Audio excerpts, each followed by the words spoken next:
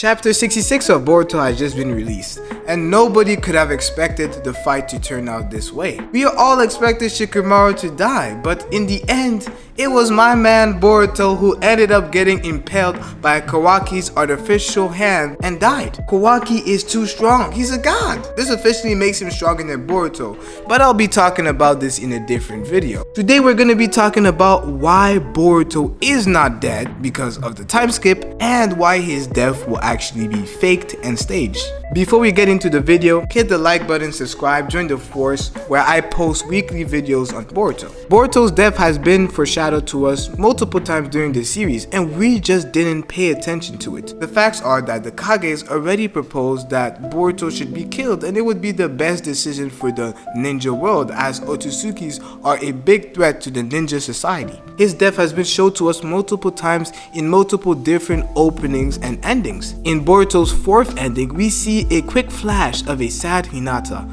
a sad Naruto, and then we see Boruto's sister giving flowers to a grave, and on the grave we see a leaf sign which symbolizes that it is a grave of a ninja. The way we know it's Boruto is because Boruto's family is the main family who is involved, and why would Boruto's sister, a little kid, go to a graveyard if it isn't for somebody related to his family? And the only person we do not see in this frame is Boruto. And even in the newest Boruto opening, we see a leaf headband and a plant growing between it. This headband is Boruto, as Boruto took Sasuke's headband and left his own at home. So the only remaining thing that Boruto has that is proof that he's a ninja is his headband. That's why we see a little tomb with a plant and Boruto's headband. This is why Boruto is wearing Sasuke's headband in the time skip, as it is the only headband he actually has. And Boruto's death goes along with the current narrative, as Boruto will lose everything and Kawaki will gain it all. The empty will become filled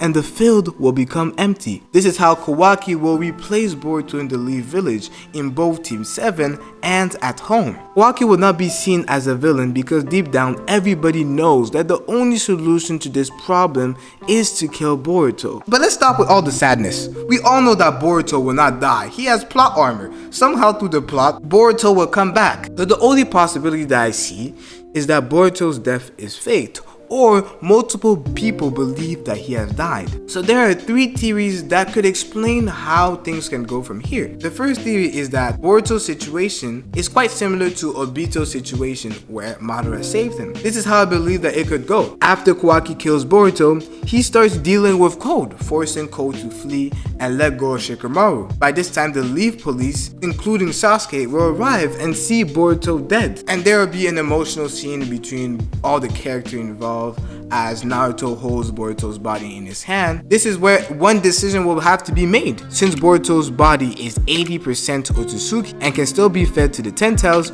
they'll have to make a decision on whether to burn Boruto's body alive or to bury it in a remote secret location. If Code is to pop into the Leaf Village as he has done, he could basically steal Boruto's body and feed it to the Ten Tails. So probably Naruto will beg Kawaki to at least grant Boruto the right to be buried. This is where Sasuke, or the person who will train Boruto in the time skip, will come, take Boruto's body, and find a place to bury it. During this time, they'll realize that through Momoshiki's generation, Boruto is starting to come back to life.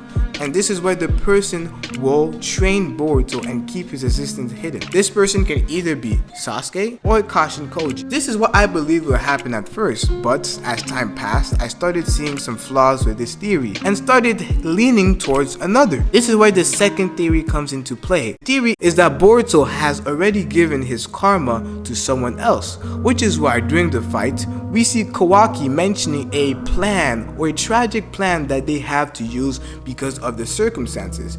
This is why we see Kawaki being so cold, and this is why we see him killing Boruto with basically no hesitation. So now the question is, who did Boruto give his karma to? The first possible option is that Boruto gave his karma to Code. We know that this is a possibility because of the discussion Boruto and Kawaki had. In that discussion, Kawaki mentioned that this could be a good idea for Boruto to prepare his own vessel by giving his karma to someone else. And he goes on to mention that Code would be a great option since he was able to survive the karma experiments.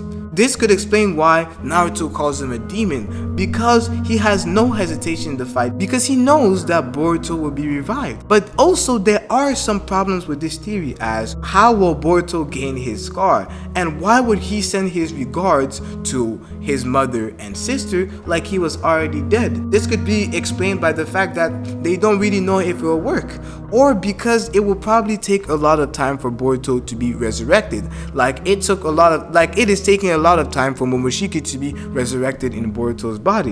Another problem with the theory is that when did Boruto give Code the karma? Because every time we see somebody receiving the karma, we see the Otsutsuki, or Boruto in this case, grabbing their hand and giving them the karma, but this we do not see in the Code fights. So maybe Boruto didn't give his karma to Code, but probably to a vessel provided by Amato. This could be the cyborg that we have all been waiting for, and maybe he gave that cyborg the karma. This would explain why Kawaki was so mad that Boruto came to fight Code, because if their plan was to give Code the karma, why would Kawaki be so mad that Boruto came to assist him?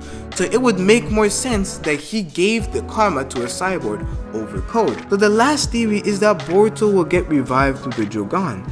And there are a few things that lead me to come to this conclusion.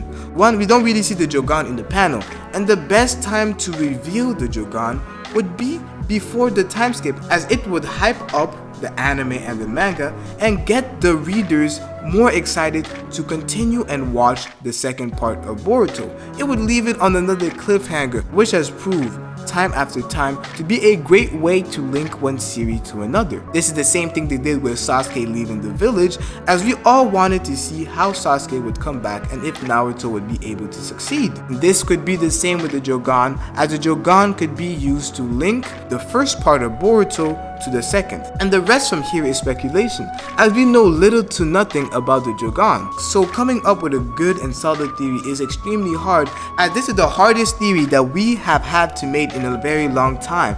This is why it is very important for you guys to let me know in the comment section what you guys think could happen. Watch this video right here if you believe Boruto will leave the village, and let me know your updated opinions from chapter 66.